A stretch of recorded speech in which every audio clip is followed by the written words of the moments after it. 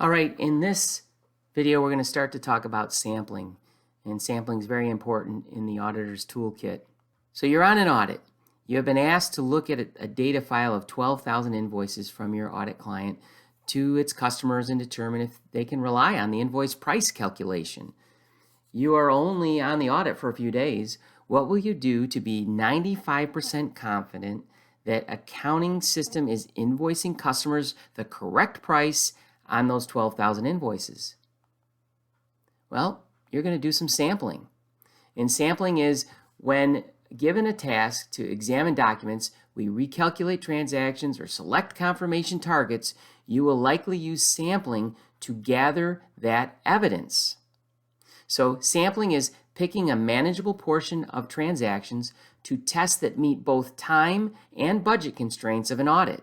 So you're looking at less than 100% of the transactions. You're not going to look at all 12,000 transactions that have occurred in that audit period. So in our example, the client issued 12,000 invoices for the year. Imagine how long it would take to look through all 12,000 invoices. So you need to come up with a way to check proper pricing and credit terms and everything else in a more efficient and more cost-effective way, and therefore we sample. And that's the quick overview of sampling.